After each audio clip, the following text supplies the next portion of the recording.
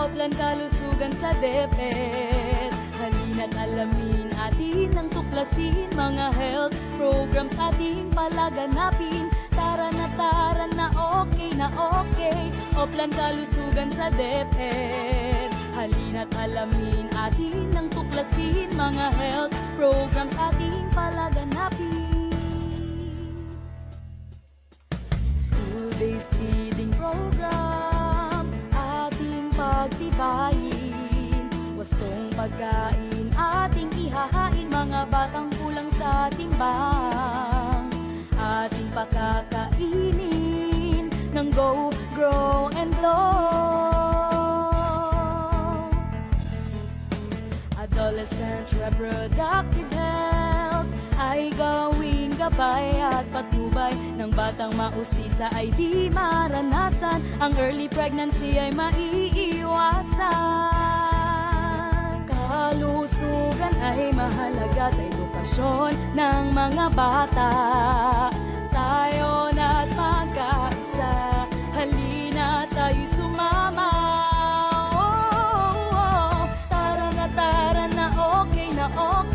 Oplan kalusugan sa DepEd. Halina't alamin atin ang tuklasin, mga health programs ating palaganapin. Tara na okay. Oplan kalusugan sa DepEd. Halina't alamin atin ang tuklasin, mga health programs ating palaganapin. National Drug Education Program or NDE kung tawagin. Ito'y paigtingin, mga bisyo'y alisin. Sigarilyo at droga'y dapat nang puksain. Water sanitation and hygiene in schools ating kompletuhin, 3 stars ay abutin. Malinis na tubig, segregated na toilet, group hand washing at may napkin na rin. Kalusugan ay mahalaga sa edukasyon ng mga bata. Tayo na't magkaisa, halina tayo'y sumama. Tara na okay. Oplan kalusugan sa DepEd. Halina't alamin atin ang tuklasin, mga health programs ating palaganapin. Tara na okay. Oplan kalusugan sa DepEd. Halina't alamin atin ang tuklasin, mga health programs ating palaganapin. Medical, dental, and nursing services na atin ding binibigay upang matugunan problemang pangkalusugan ng mga guro at kabataan. Kalusugan ay mahalaga sa edukasyon ng mga bata. Tayo na't magkaisa, halina tayo'y sumama. Tara na okay. Oplan kalusugan sa DepEd. Halina't alamin atin ang tuklasin, mga health programs ating palaganapin. Tara na okay. Oplan kalusugan sa DepEd. Halina't alamin atin ang tuklasin, mga health programs ating palaganapin.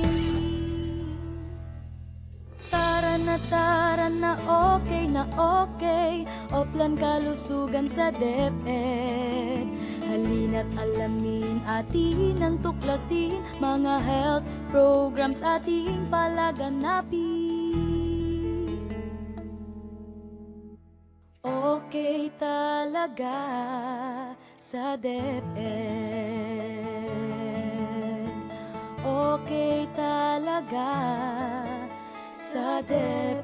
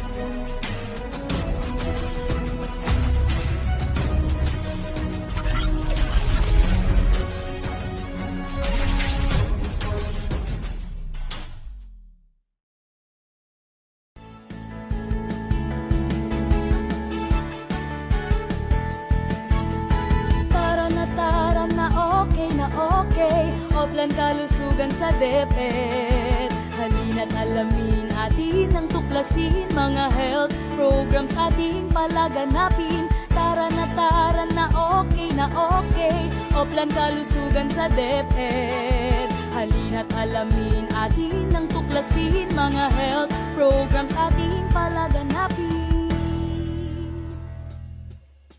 School-based feeding program ating pagtibayin. Wastong pagkain ating ihahain, mga batang kulang sa timbang.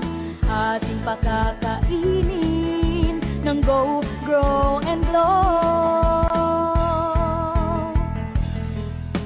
Adolescent reproductive health ay gawing gabay at patnubay ng batang mausisa ay di maranasan. Ang early pregnancy ay maiiwasan. Kalusugan ay mahalaga sa edukasyon ng mga bata. Tayo na't magkaisa, halina tayo'y sumama. Tara na okay. Oplan kalusugan sa DepEd. Halina't alamin atin ang tuklasin, mga health programs ating palaganapin. Tara na okay. Oplan kalusugan sa DepEd. Halina't alamin atin ang tuklasin, mga health programs ating palaganapin. National Drug Education Program or NDE kung tawagin. Ito'y paigtingin, mga bisyo'y alisin. Sigarilyo at droga'y dapat nang puksain. Water sanitation and hygiene in schools ating kompletuhin, 3 stars ay abutin. Malinis na tubig, segregated na toilet, group hand washing at may napkin na rin. Kalusugan ay mahalaga sa edukasyon ng mga bata. Tayo na't magkaisa, halina tayo'y sumama. Tara na okay. Oplan kalusugan sa DepEd. Halina't alamin atin ang tuklasin, mga health programs ating palaganapin. Tara na okay. Oplan kalusugan sa DepEd. Halina't alamin atin ang tuklasin, mga health programs ating palaganapin. Medical, dental, and nursing services na atin ding binibigay upang matugunan problemang pangkalusugan ng mga guro at kabataan. Kalusugan ay mahalaga sa edukasyon ng mga bata. Tayo na't magkaisa, halina tayo'y sumama. Tara na okay. Oplan kalusugan sa DepEd. Halina't alamin atin ang tuklasin, mga health programs ating palaganapin. Tara na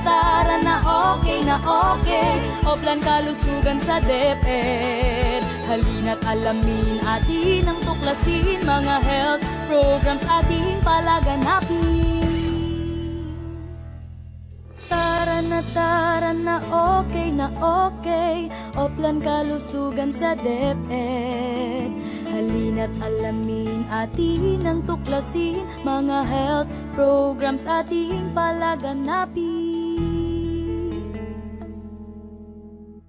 Okay talaga sa DepEd.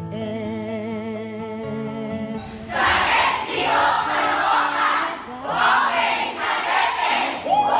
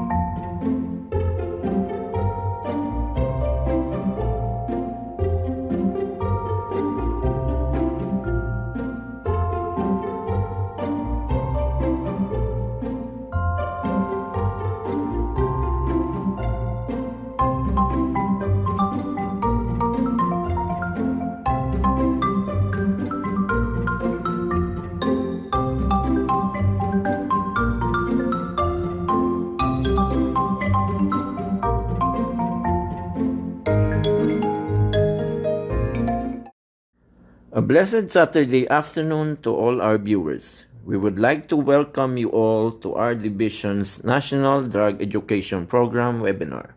Before we begin, we request everyone to pause for a moment of silence, close our eyes, bow our heads, and feel the presence of the Lord. A blessed Saturday afternoon to all our viewers. We would like to welcome you all to our division's National Drug Education Program webinar. Before we begin, we request everyone to pause for a moment of silence, close our eyes, bow our heads, and feel the presence of the Lord. A blessed Saturday afternoon to all our viewers. We would like to welcome you all to our division's National Drug Education Program webinar. Before we begin, we request everyone to pause for a moment of silence, close our eyes, bow our heads, and feel the presence of the Lord. A blessed Saturday afternoon to all our viewers. We would like to welcome you all to our division's National Drug Education Program webinar. Before we begin, we request everyone to pause for a moment of silence, close our eyes, bow our heads, and feel the presence of the Lord. A blessed Saturday afternoon to all our viewers. We would like to welcome you all to the National Drug Education Program webinar. Before we begin, we request everyone to pause for a moment of silence, close our eyes, bow our heads, and feel the presence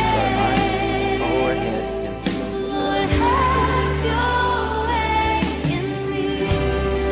A blessed Saturday afternoon to all.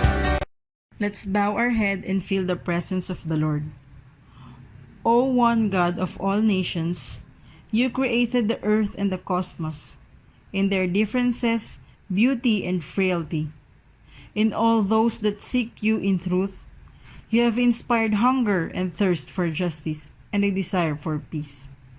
All, Muslims, Christians, and members of the people of Israel, earnestly aspire to reconciliation. Give lasting peace to the world. Make a secure homeland a reality for all. Lord, have all those of goodwill from all religions, in the north and south, in the east and west, in common responsibility, to demolish the mountains of misunderstanding, to fill in the trenches of hatred, and to make smooth the paths toward a common future.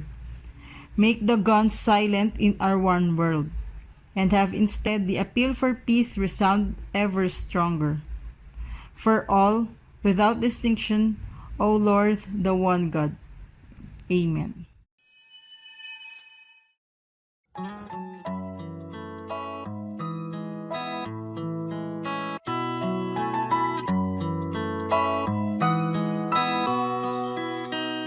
Ilugmok man tayo ng bagong pagsubok, mga puso natin di mapapagod.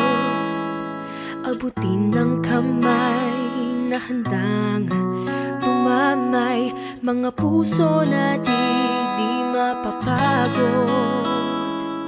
Nasa puso ng bawat Pilipino, pagmamahal sa kapwa at serbisyong totoo. Isang bayan, tayo'y aahon, walang maiiwan sa pagbangon. Isang lakas, isang pag-asa, patungo sa bagong umaga. Yan ang ating puso.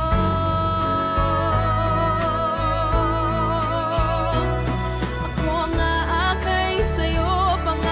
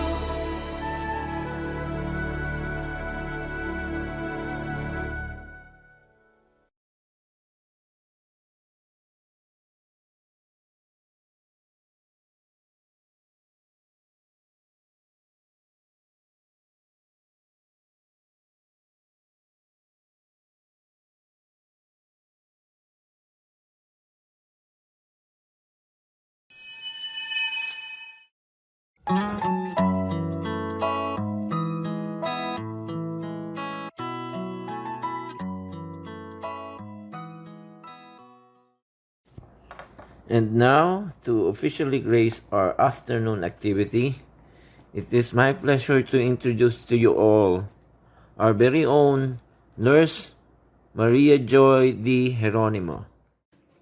Good morning, everyone. We are on the last day of our One Health Week, a week-long celebration where we showcase our health and nutrition initiative under the banner of Plan Kalusugan sa DepEd. Today, we specifically highlight our National Drug Education Program or NDEP, one of the flagship programs of OK sa DepEd. There is a wide variety of substances that are being abused by teenagers.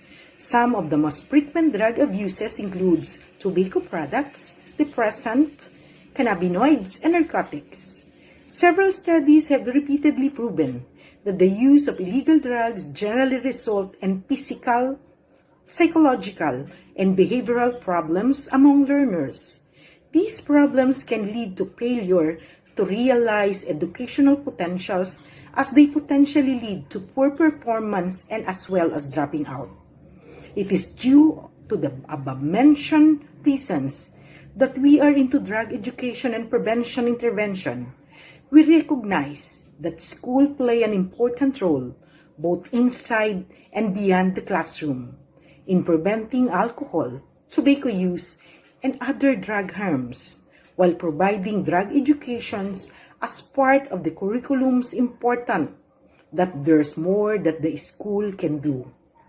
National Drug Education Program allow us to accomplish that NDEP is a comprehensive education program which provides for a holistic approach to the problem of drug abuse. It was designed to enable all sectors to work collaboratively and with the school system as the core, thereby underpinning all sectoral endeavors. Given the Department of Education's role as critical actor in the implementation of policies, programs, and intervention on illegal drugs use prevention and education, the implementation of NDEP has also been aligned in the government pursuant of a comprehensive approach in addressing the issue of illegal drugs as mandated under the Republic Act 9165, also known as the Comprehensive Dangerous Drug Act of 2002. Today, let us look back and celebrate some of the milestones in the implementation of the program. Let us recognize our NDEP coordinators and other health and nutrition personnel who have worked diligently together with our partners to ensure the achievement of the goal of the program. More importantly, let us continue the discussion on how we can further strengthen the implementation of the program for the benefit of our learners who are the center of our work. Good day and God bless us all. Thank you so much po, Ma'am Joy, for that powerful and very inspiring welcome note. We are truly blessed to have you as one of our nurses in the division. Thank you so much po for always supporting us. At ngayon naman po ang ating pinakahihintay. Mag-umpisa na pa tayo. To identify the topics to be carried out this afternoon, I would like to call on one of our division's National Drug Education Program Coordinator, Nurse Evangeline C. Arisa. Please give her a virtual round of applause. Thank you so much, Doc Nelson. Here is a walkthrough of the topics and area of concerns for this activity. Maraming salamat, Nurse Banji. At ngayon naman po, to give us a discussion on our focus this afternoon, please welcome our Division Nurse Coordinator on National Drug Education Program, Nurse Sarah Camille R. De La Cruz. Again, it's a blessed Saturday afternoon to everyone. Ako po ay nagagalak na nandito tayo lahat upang ma-refresh ang ating kaalaman tungkol sa National Drug Education Program. And to start with, I would like to have a short or brief activity regarding myths and misconceptions on drug or substance abuse. So meron po akong several statements dito and you just have to comment down true kung sa tingin ninyo ay tama yung statement and false naman po if you disagree with the statement na nasa screen. So let's start. So our first statement, alcohol and nicotine are the most common abuse substances in the world. Again, alcohol and nicotine are the most common abuse substances in the world. So comment down true kung sa tingin nyo ay tama and false naman kung sa tingin niyo ang statement ay mali.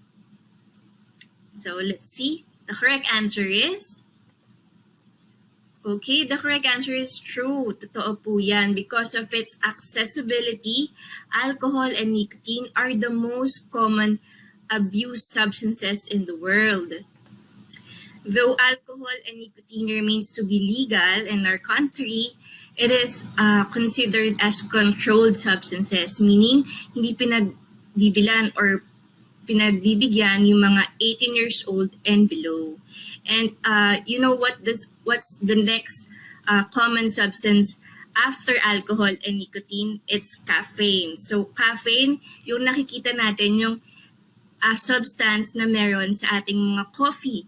That's why we have those coffee lovers, coffee addicts. So mapapansin niyo, if you took coffee every day, every morning, so every day nahanap na yung nakatawan natin. And it's bound to be also addictive, though it's legal and hindi naman siya pinagbabawal. Ayan, so next. Teenagers are too young to get addicted. Again, teenagers are too young to get addicted. So comment down true or false. Ayan, so lahat na ay nag-iisip. Let's see what's the correct answer. So the correct answer is false. So teenagers are not too young to get addicted. So addiction can happen at any age. Even unborn children or newborns can get addicted because of their mother's drug use. So, yung mga nanay na buntis na gumagamit ng pinagbabawal na droga, nagko-cross yung substances doon sa placenta, papunta doon sa baby. So, si baby na fetus or na newborn, na unborn, ay nagiging addicted na din doon sa substance na yon. So, addiction can happen at any age. So next, number 3. Number 3 statement, prescription medications are safer to abuse than other illicit substances. Meaning yung mga over-the-counter medications natin like paracetamol, Bioflu, Decolgen, mefenamic acid, and also antibiotics can be prescription medication too. So let's see, comment down true or false. So, tingnan natin yung tamang sagot. Yung tamang sagot ay false. So, prescription drugs are very powerful medication. So, if we took these medications inappropriately or without prescription, ayun, mahilig tayo, no? Sa mga Pilipino, mahilig tayong mag-self-medicate. So, there is no telling how they may affect you. So, abusing these drugs can stop your heart, your breathing, or both. Bottom line is that the abuse of prescription drugs is a bit dangerous, every bit as dangerous as abusing other substances. They do not offer a safe way to get high, cope with stress, or perform better at work or at school. So next statement tayo. Ang sabi, drug addiction is a character flaw. Is it true or is it false? Drug addiction is a character flaw. So let's see the correct answer. The correct answer is false. So drug addiction is a brain disease. It is considered a mental health issue. So every type of drug abuse has its own individual mechanism for changing how the brain functions. But regardless of which drug a person is addicted to, many of these effects it has on the brain are similar. They range from changes in the molecules and cells that make up your brain, to mood changes, to changes in the memory process, and in such motor skills such as walking or talking. And these changes have a huge influence on all of aspects of our behavior, of a person's behavior. The drug becomes the single most powerful motivator in a drug abuser's existence. He or she will do almost anything for the drug. This comes about because drug use has changed the individual's brain and its functioning in very critical ways.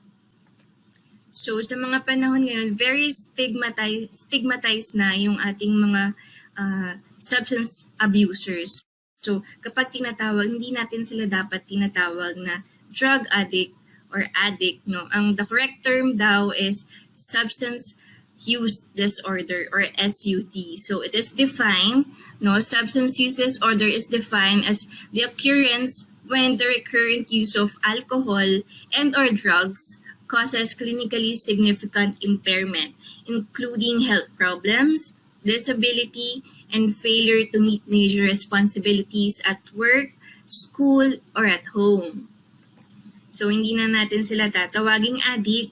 Instead, we call them persons with substance use disorder. Ayan. So next statement tayo.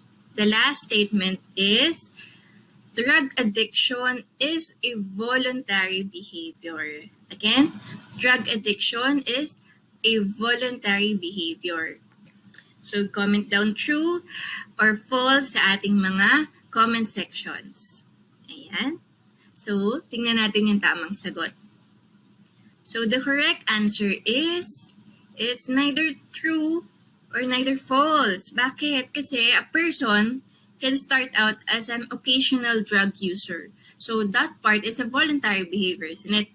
And that is a voluntary decision, right? But as time passes by, something happens and that person goes from being a voluntary drug user to being a compulsive drug user. So why? Because over time, the continued use of these addictive drugs changes your brain at times in dramatic, toxic ways and other more subtle ways, but virtually always in something that results in compulsive and even in uncontrollable drug use. Ayan, so madami ulit tayong natutunan about drug use and substance abuse. Some of these facts or statements, I was also shocked knowing na, ito pala yun, yes, habang nagbabasa ko, no? So, sana ay marami tayong natutunan. So, next slide. Where are we? Nasa na tayo sa panahon ng pandemic and the National Drug Education Program. So the ongoing stress and uncertainty of COVID-19 pandemic have led to different mental health issues. Nasabi natin yan kahapon, no? These conditions like anxiety and depression aren't the only mental health issues people are facing. So sabi ng mga experts, misuse of substance and stimulants is also on the rise, including our learners. So on the top of the other risks arising with substance misuse, those with SUD or substance use disorders, yung sabi natin kanina, are both more likely to develop COVID-19 and experience worse COVID-19 outcomes and symptoms, including higher risk of hospitalization and mortality. So people are more stressed and isolated, so they make unhealthy decisions, including drinking more and taking more drugs and nicotine or tobacco. As their stress increases, people may have fewer ways to manage it, and which experts say probably contributes to the uptick in substance misuse, especially for our learners. For example, resilience-promoting activities like physical activity outside and social interactions with our friends, family haven't been as safe to engage in or easy to access, no, which can lead some people to start using drugs or use them more often or in greater amounts. And doctors and experts have been concentrating largely on COVID-19. And sad to say, medical systems are overwhelmed. So people and those people with substance use disorder can't always access the care they needed. So there is also a stigma around this substance use disorder that keeps people away from the treatment, and even more so during this pandemic. So, National Drug Education Program, sabi natin, is a comprehensive educational program which provide for a holistic approach to the problem of drug abuse. It was designed to enable all sectors to work collaboratively with the school system as the core, thereby unifying all sectoral endeavors. So, it's a very much a convergence of all of government units na may isang goal. Ayan yung paglaban sa drug abuse. So sa atin, kagaya ng nasa inyong screen, no, we have the National, the DepEd, Department of Education, through our SDO Caloocan, the the local government unit rather, or the Caloocan City, and we have the Department of Health, the Dangerous Drugs Board, the Philippine National Police, and of course, the DSWD para tulungan tayo upang mapalaganap at ma-advocate ang drug advocacy sa ating mga kabataan. Dangerous Drugs. So sa atin, sa Department of Education, the implementation of NDEP in our department has also been aligned with the government's pursuit of a comprehensive approach in addressing the issue of legal drugs as mandated under Republic Act RA 9165, otherwise known as the Comprehensive Dangerous Drugs Act of 2002. So the role of the SDO as stipulated in the DepEd Order number 12 series of 2009, which emphasized the strengthening of National Drug Education Program in schools by the intensification of intensifying anti-drug abuse information campaigns, supporting the activities planned by the designated regional and division NDEP coordinators involving PTCA and other student organizations in drug abuse prevention activities.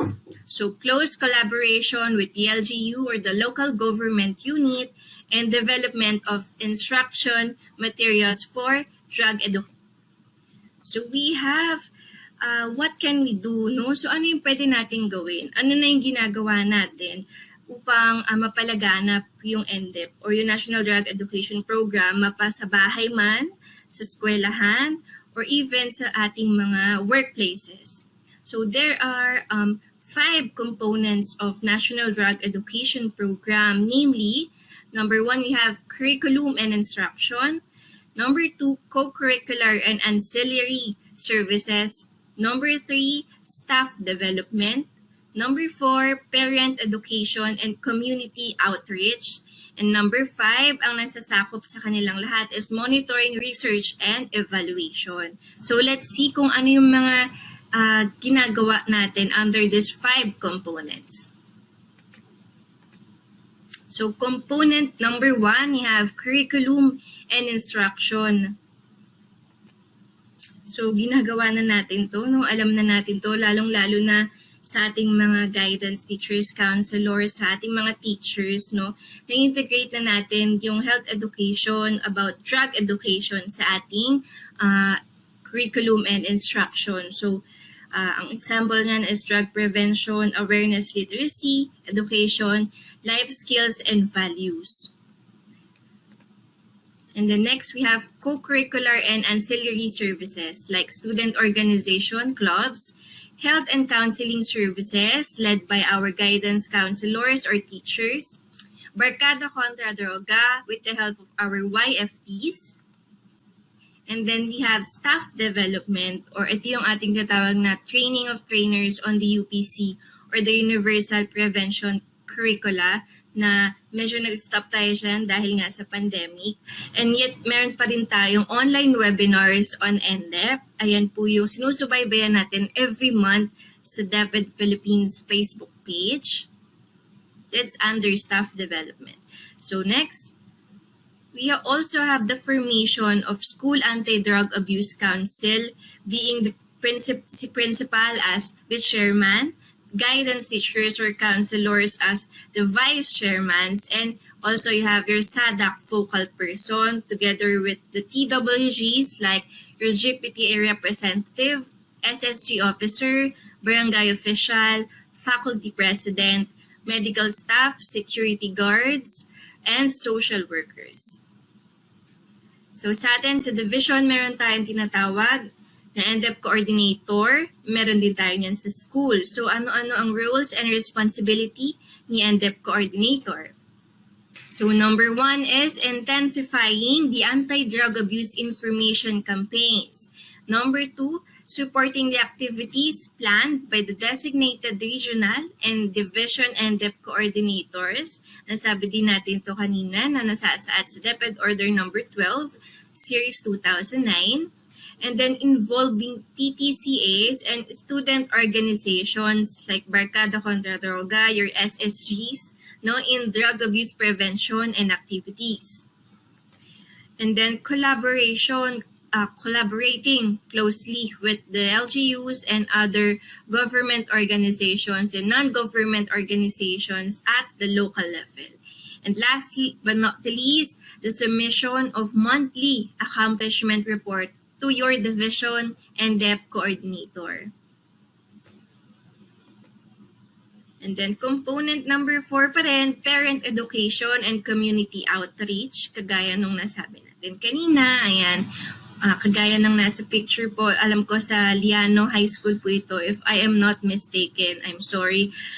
It is their project, no, in collaboration with the local police unit sa kanilang Drug Abuse Prevention and Control Week or DAPC celebration.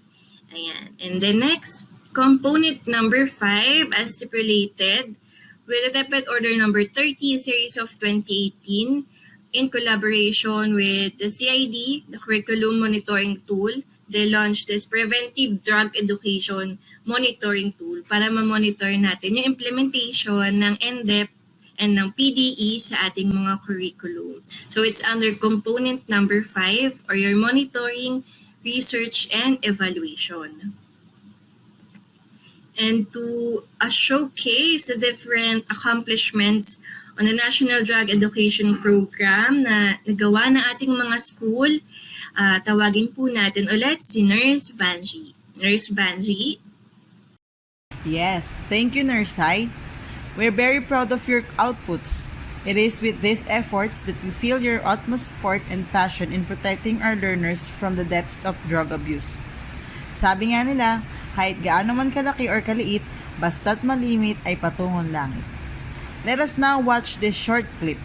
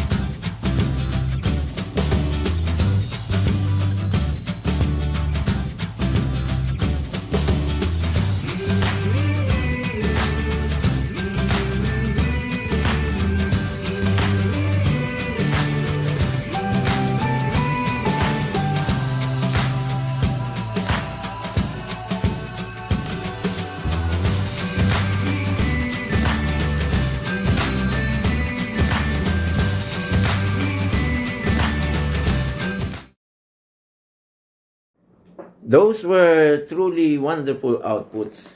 Nurse Banji, napakahusay ng ating mga schools sa kampanya laban sa droga. iniisip ko nga, high-tech na tayo, webinar, lahat online na. Iniisip ko, ito bang droga? Nag-online na rin sa ano. Pero dito tayo sa SDO Caloocan, ini-intensify natin ang promotion of anti-drug abuse at ang prevention nito through curriculum and instructions, community participations, and installation of well-rounded values to our learners. As a final part of this activity, with all our hearts and pride, we would like to present to you our very own short educational documentary video to comprehensively and creatively discuss the drug and substance abuse. Again, this has been your host, Dr. Nelson G. Estrada. Suportahan po natin ang laban ng mga kabataan kontra sa droga.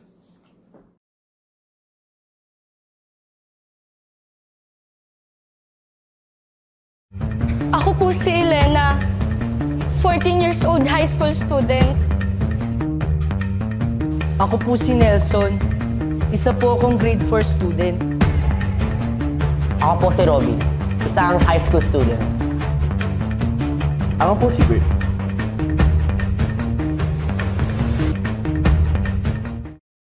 Ako po si Elena, 14 years old high school student.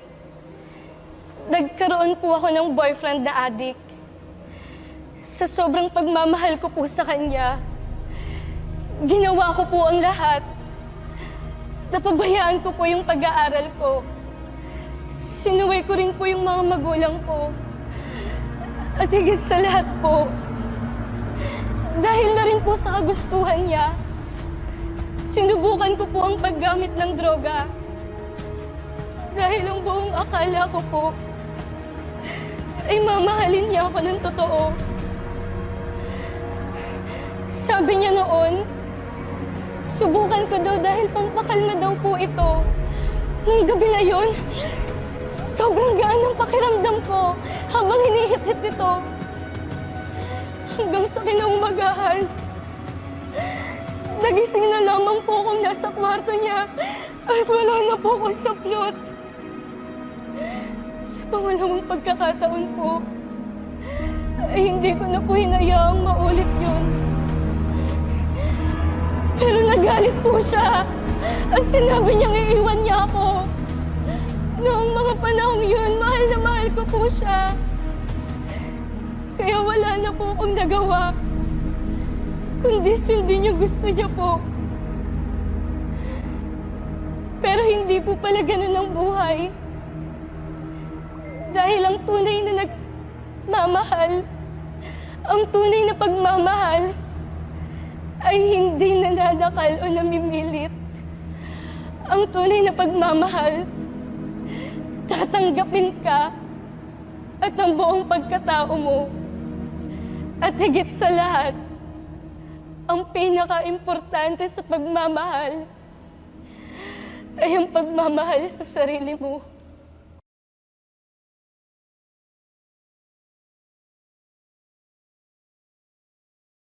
Actually, wala naman talagang mga theory or there are no specific study na nagsasabi na talaga sila yung most vulnerable.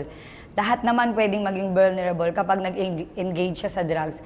But definitely, dahil sila yung gusto nila, meron silang laging kasama, kabady, may peer.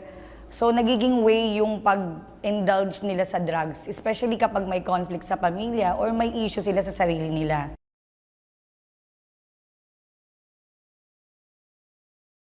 Again, wala ring direct theory, but definitely dun sa psychosocial stage kasi ni Erikson, sinasabi na doon na yung mga adolescent stage is the most adventurous stage ng buhay ng mga tao. So, nagiging adventure sila and importante kasi talaga nila na meron silang mga peer group. And then from the peer group, nagkakaroon talaga ng mga peer pressure. Dahil may peer pressure, minsan kapag mahina yung self-confidence ng bata o mababa ang kanyang self-efficacy, madali siyang nahuhook ng mga group or mga clan na kung saan nai-indulge sa drugs. Isa pa kasing problema din is yung sinasabi ni Albert Bandura, yung behavioral learning theory, na kung saan pwedeng environmental din yung kanyang nakikita. So dahil ganun yung environment na kanyang kinagagalawan, mas parang nagiging normal yung ganung mga klase at hindi masyadong nare-reprimand din ng mga magulang, nagiging mas vulnerable siya. Maraming epekto yan kasi unang-una, syempre, definitely, yung kanyang mental status. Then, yung kanyang physical status, kasama na rin yan. Kung estudyante siya, ang unang tatamaan yung kanyang focus sa pag-aaral. Hindi na siya makakapokus, magkakaroon na siya ng mga mahihinang resistance sa lahat ng klase ng sakit. And definitely, mapapabayaan yung kanyang pag-aaral. Second is yung kanyang mental health. Nagiging irrational na yung kanyang mga thinking, nagiging parang hindi na yun yung normal na dapat na ikatwiran sa bawat sitwasyon. Nahihirapan na rin siyang mag-resolve ng conflict. And of course, yung kanyang psychological, emotional, and social interaction. Kasi when you are high on drugs, naapektuhan niya talaga yung mga social interaction mo. Maaring layuan ka rin ng mga tao na kapag nakita nila na very indulged ka na sa drugs, hindi sila sasama sa'yo. Or yung iba ring mga adult na ayaw din nilang ma-indulge yung kanilang mga anak, hindi rin nila pasasamahin sa'yo. At ikaw mismo sa sarili mo, dahil nahihirapan ka, hindi mo rin masabi na kailangan mo ng tulong. So marami siyang epekto, hindi lang sa sarili, sa pamilya, sa society na rin as well. Kasi kailangan niya ng rehabilitation para makorek yung mali niya. Ako po si Nelson. Isa po akong grade 4. Pagtitinda po ng sampagita ang dati kong trabaho. Si nanay po, umi-extra po siya sa paglalabada. Si tatay naman po, tumigil na po sa pagtatrabaho dahil po may sakit po siya sa puso. Sa hirap po ng buhay, tsaka sa dami po ng gastusin, talaga pong sinisikap kong makabenta ng sampagita. Minsan nga po, inaabot na po ako ng gabi. Isang gabi nga po, may isa pong lalaki na lumapit po sa akin. Kabaryo po namin. Naalok niya po ako ng trabaho. Ang sabi niya po, madali lang daw. Tsaka malaki daw po yung kikitain ko. Sa kagustuhan ko pong makatulong sa pamilya ko. Tsaka makapagtapos ng pag-aaral, tinanggap ko na po yung alok niya. Ang sabi niya po, ibigay ko lang daw po yung sachet na may lamang pulbos dun sa mga tao na nakalista dun sa listahan na ibibigay niya. Sinunod ko po lahat ng sinasabi niya. Pagkabigay ko daw po ng sachet, kunin ko daw po agad yung pera. Tapos sisiguraduhin ko daw po na wala daw pong makakakita. Kasi kung hindi, mawawalan po kami ng trabaho. Sa kamusmusan po ng pag-iisip ko, di ko po namalayan na shabu na po pala yung binibenta ko. Akala ko po tawas lang.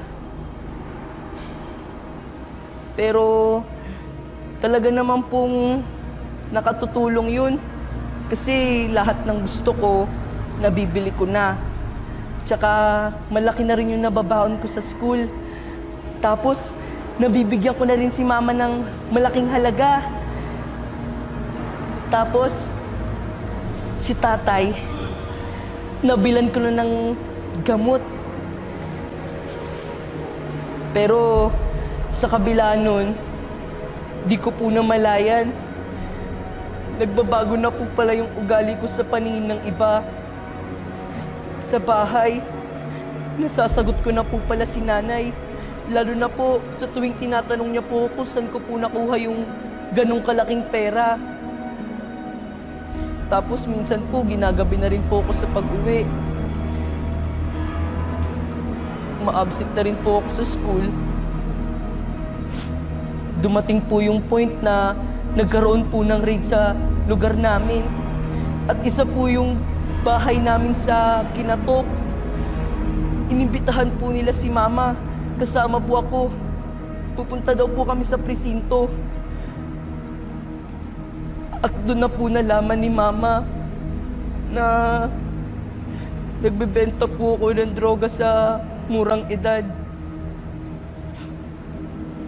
Isa po sa pangako ko sa sarili ko na hindi ko po siya paiiyakin o bibiguin. Pero puro nakita ko po siya umiiyak.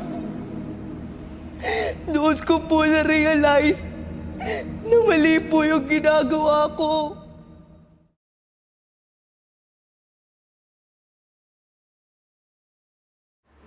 Risk factor coming from their upbringing in a family. So that's where the problem is. Right? We know of stories where kids are used as runners, so they can help support their parents or their at least put a food on the table.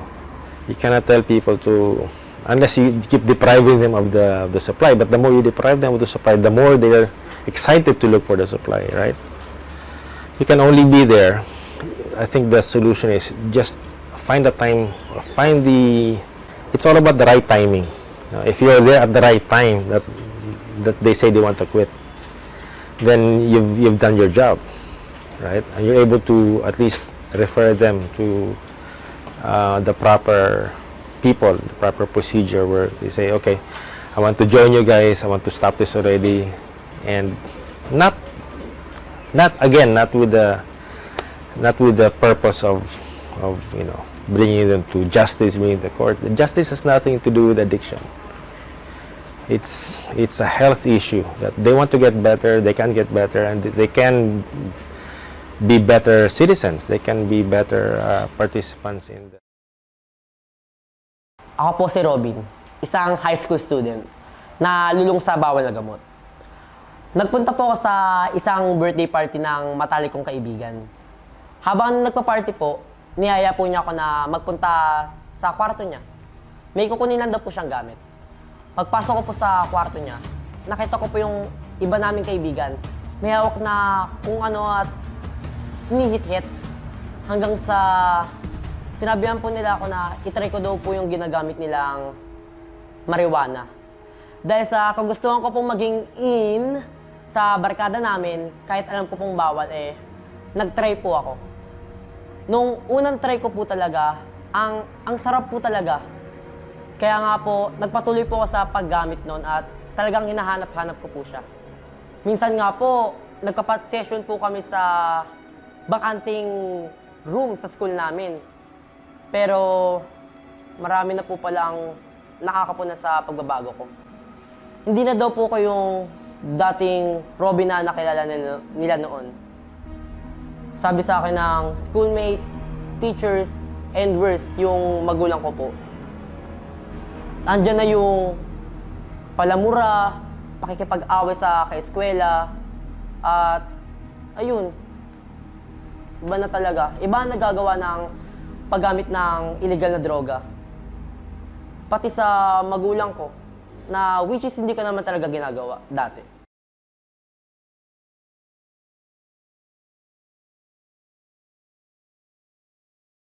As guidance teacher of Caloocan High School, may mga incidents talaga kami ng ganito, no? Yung paggamit ng marijuana o ng droga sa paaralan. At sa tingin ko, hindi lang naman ito sa amin nangyayari, kundi sa iba't ibang paaralan din. At hindi lang dito sa lugar natin, kundi talagang kahit saang lugar, may ganito. Yung talagang caught in the act, wala akong experience na ako yung personal na nakahuli gumagamit ang isang bata o ang isang mag-aaral namin. Pero merong yung mga nahuhuli ng mga teachers, ganyan, sa akin nire-refer ng mga teachers o kung sino man yung nakahuli. Ayan, GPTA or mga staff ng school, so sa akin nire-refer nila. So dito, meron tayong proseso na ginagamit. And this, we handle this issue or matter talaga in a very confidential manner. Kasi ito isang sensitibo na hindi natin ito pwedeng ipaalam kahit kanino. So meron tayong prosesong ginagawa dito. So una, pag dinala sa aking opisina, ay ipapatawag ang magulang ng batang ito at magkakaroon syempre rin, tatanungin yung bata at syempre andyan din yung magulang. And then, ang aming paaralan kasi, meron kaming coordination with the CADAW. Ayan, sa ating City Hall, na kung sa yung CADAC, na ito naman ang katulong namin, ang katuwang namin para ma-handle ang mga ganitong situations.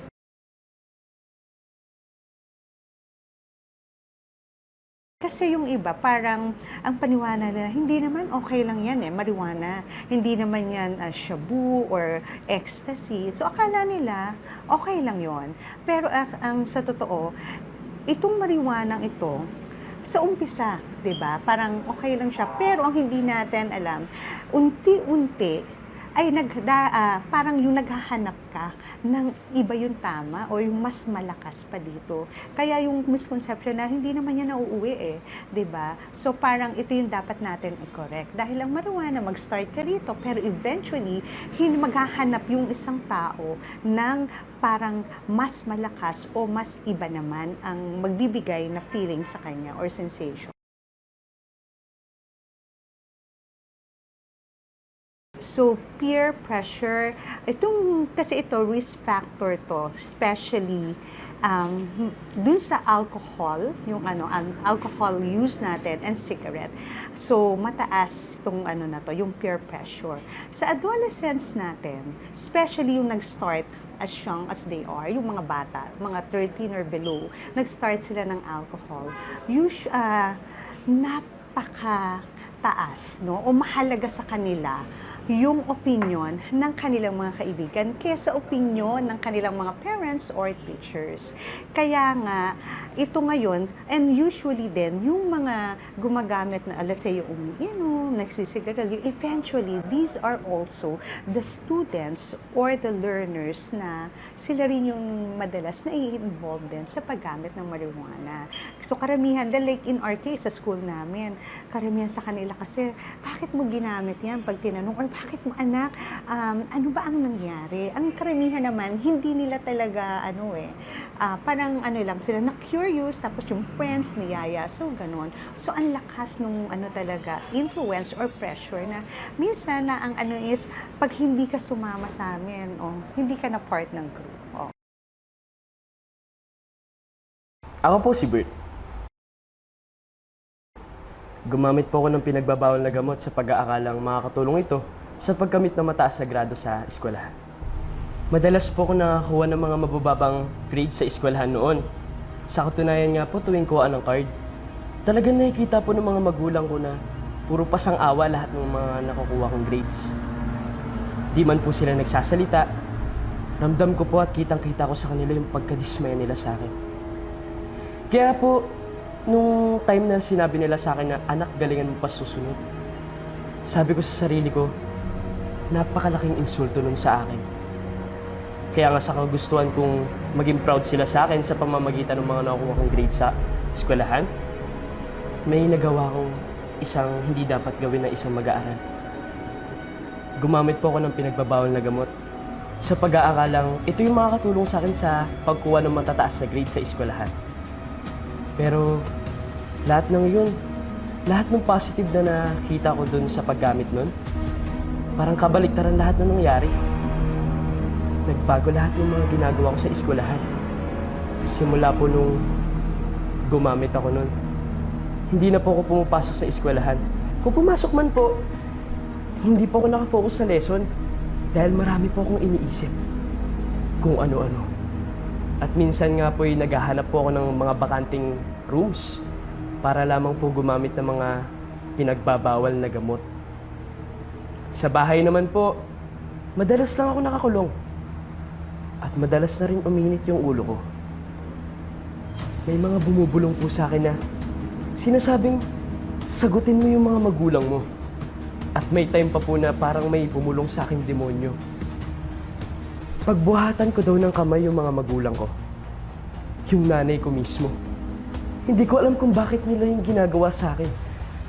Parang hawak na nila yung isip ko. At yung puso ko. At sa huli, ang tunay na kagandahan ng pagkatao ay hindi nakikita sa taas ng iyong grado, kundi sa taas ng iyong pagrespeto sa iyong pamilya at sa mga taong nakapaligid sa iyo. Ang tunay na karunungan ay nakikita kahit saan, hindi lamang sa paaralan.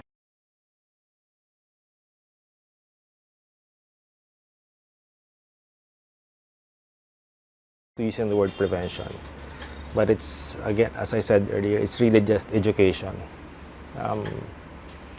We need an information campaign. We need to update our materials. So what we did, I think so you were part of this when we set up councils in the schools, right? School Anti-Drug Abuse Councils. We had set it up in, I think, 3 areas in Caloocan, where parents, teachers, and students can come together and discuss how important it is to educate children. So we have to get away from the current situation where a child who is caught using drugs in school is immediately sent to the police, or sent to the barangay, or sent to the social worker. So what we did is we convened with we talked with the social workers, and we told them, this is what you do, because you're the first responder when a kid is caught using drugs, or a school child is caught using drugs. So you have to know that you have to immediately talk to us, because the first action is to divert them.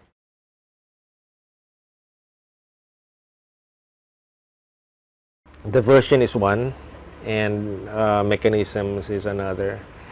And we have, as much as both for the in-school kids and the out-of-school kids, we do have programs for them. We have partnered with PETA,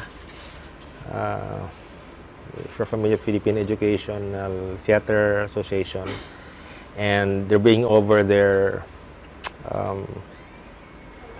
considerable network and skills. So we're setting up a sort of an artists hub in Camarin, where the residential facility is, and we'll be processing the kids, the youth within that area, and also those who are involved in the program, so that they can see for themselves which artistic endeavor they'll be good at, whether it's singing, writing, dancing, or theater itself. There will be outputs. So it's important to not just to keep yammering to them or lecturing them. It's more that they see for themselves how the program works for them, and they're able to express it to the community. Not just in the saying thanks, in the usual. We need to see a more mature, let's say, output from each of the different sectors, whether it's the youth, in school or out of school, or even the adults. And now, to officially conclude our afternoon activity and this year's One Health Week, it is my pride and pleasure to introduce to you the man of action, the Superman of the SGOD, and the think tank of the SD Caloocan, and of course, the one and only Chief of Schools Governance Operations Division, Dr. Ivy C. Perez.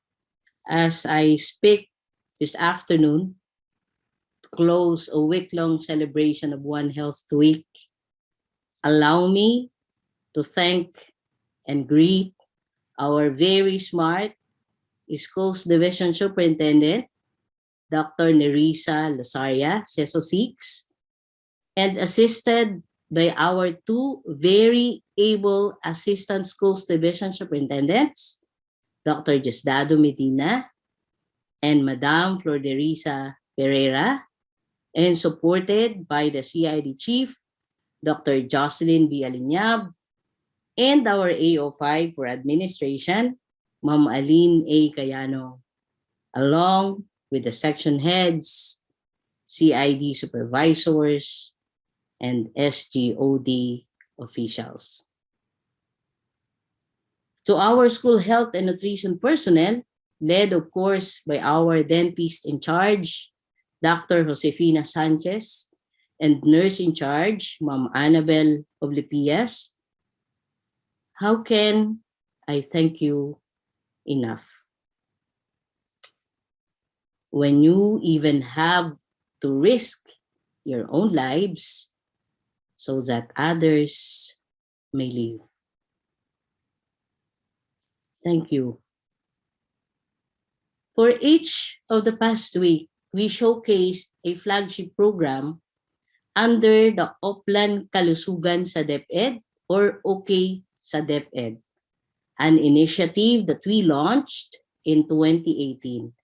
OK sa DepEd is the convergence of DepEd's health programs, policies, and activities geared towards their effective and efficient implementation at the school level, in partnership with various stakeholders.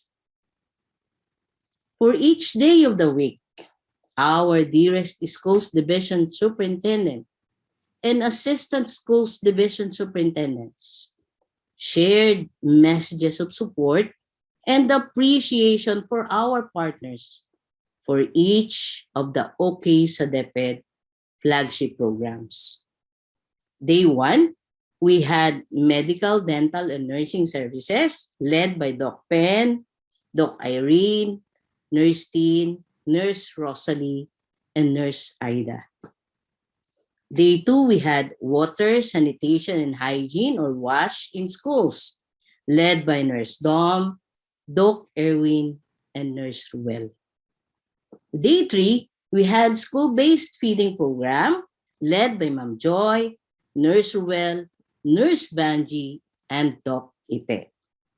Day 4, we had adolescent reproductive health education, led by Nurse Jana, Ma'am Annabel, and Doc Cynthia. Day 5, we had the school mental health program, led by Nurse Lani Grace, Nurse Teen, and Doc Bong.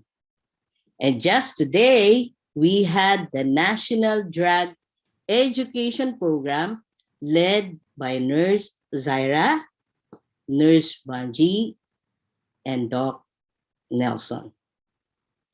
We have shared how we see each of these programs weaves into the overall directions of the department, how health is not subordinate to the academic needs of our learners, but addressing their health concerns is integral to their holistic development and readiness for learning. That's very true. We have also mentioned how the implementation for the program succeeds, not because of the efforts of a few, but because of united efforts of various units within DepEd and various organizations and sectors outside DepEd. While everyone has a role to play to ensure the success of our health programs, there are those who play key roles and make major contributions. Today, as a celebration of One Health Weekends, ito pong nandirito sa aking t-shirt at itong nandirito sa aking mask, I want to take this opportunity to once again acknowledge them, who are our key players, our frontliners, our heroes, modern day heroes, so to speak, not only to the implementation of our health and nutrition programs, but also the call of their duty in augmenting our city government in the implementation of COVID-19 vaccination program. They are our dear public health workers in DepEd, our doctors, our nurses, and other school health personnel. We salute you. And we hope that those who are not well as I speak today will be well in due time. Please take rest. Maraming salamat sa inyong paglilingkod sa ating syudad. Kayo ay nagkasakit sapagkat kayo ay naglilingkod sa bayan. Salamat po. I am a very proud chief because of that. Through the COVID-19 pandemic, the world has recognized that health is a crucial foundation that any society must be built on for it to survive. While we have recognized the same even before the pandemic, these challenging times have given us many opportunities to notice how having a pool of health professionals among us is a gift that we should always be thankful for. I, for one, experienced that, and I am thankful of our nurses for having taken care of myself, for having taken care of me, and of our fellow and colleagues in the SGOD when we got sick. This pandemic has magnified how your profession is not only needed, but even crucial for learning to continue amid the crisis and even as you lead our COVID-19 response. This school year and many more school years to come, health and nutrition will always be an essential part of our basic education. And you, our dear health and nutrition personnel, will continue to be an essential member of the DepEd family.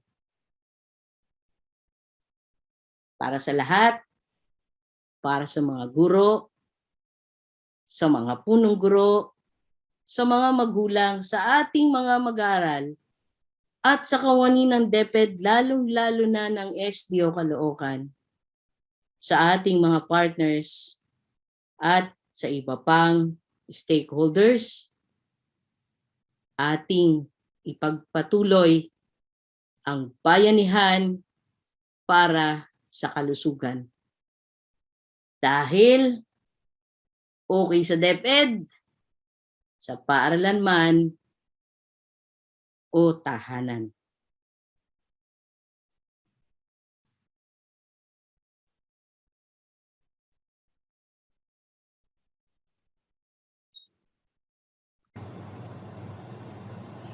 Thank you so much, Doc Ivy, for that powerful and very inspiring closing remarks. It leaves us a mark on each of our hearts. It is true that every time you give us your words of wisdom, we felt motivated, we became empowered, and we felt your noble passion in serving the people of SDO Caloocan. We are truly blessed and proud to have you as our chief in the SGOT. Thank you for always supporting and believing in us. In behalf of the School Health and Nutrition Section, Division Office of Caloocan, let me congratulate and thank all program implementers from the division level down to the school level for your dedication and hard work, motivated by your genuine love for our learners. You are key to successful implementation of our school health and nutrition programs despite the pandemic, as you will be again this new school year. To our learners, parents, and other stakeholders, know that the department is not unaware of the health challenges you're facing. Know that your health, well-being, and your safety as well as our personnel remain our utmost priority. We wish you all the best and good health. It has been a helpful week of learning and experiences with you. Again, this has been Nurse Zaira. Have a wonderful and safe weekend ahead. Thank you.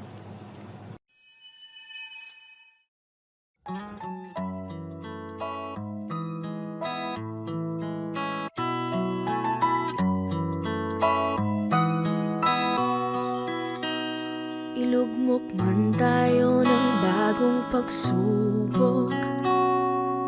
Mga puso natin di mapapagod, abutin ng kamay na handang tumamay.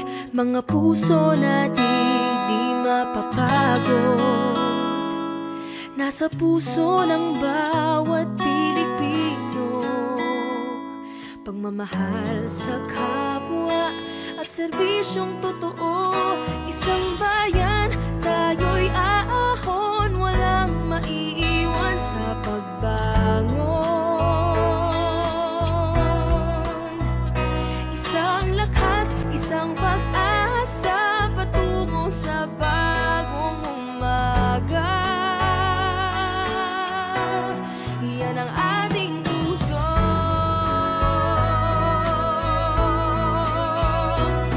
Ako ang aakay sa'yo, pangarap muling itatayo.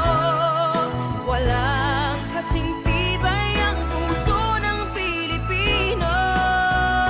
Isang bayan, tayo'y aahon, walang maiiwan sa pagbangon. Isang lakas, isang pag-asa, patungo sa bagong umaga. Yan ang ating puso, and yan ang kapuso.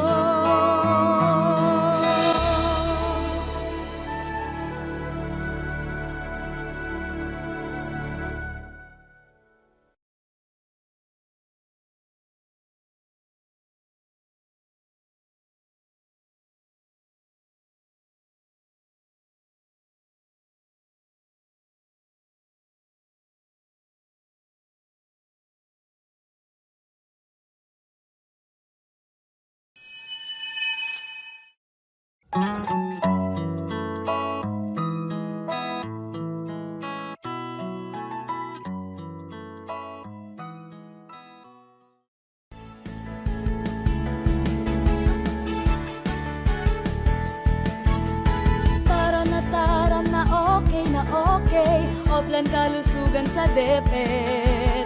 Halina't alamin atin ang tuklasin, mga health programs ating palaganapin. Tara na okay, Oplan kalusugan sa DepEd. Halina't alamin atin ang tuklasin, mga health programs ating palaganapin.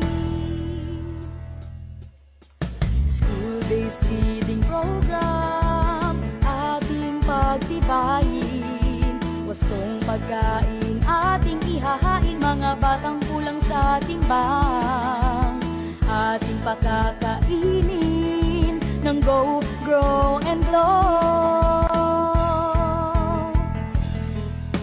Adolescent reproductive health ay gawing gabay at patnubay ng batang mausisa ay di maranasan. Ang early pregnancy ay maiiwasan.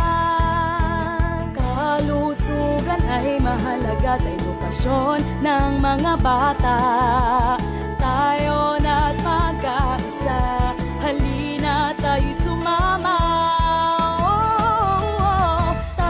Tara na okay, Oplan kalusugan sa DepEd. Halina't alamin atin ang tuklasin, mga health programs ating palaganapin. Tara na okay, Oplan kalusugan sa DepEd. Halina't alamin atin ang tuklasin, mga health programs ating palaganapin.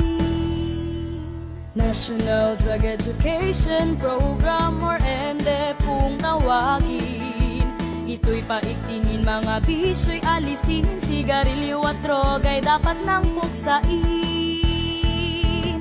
Water sanitation and hygiene in schools ating kompletuhin, 3 stars ay abutin. Malinis na tubig, segregated na toilet, group hand washing at may napkin na rin. Kalusugan ay mahalaga sa edukasyon ng mga bata. Tayo na't magkaisa, halina tayo'y sumama.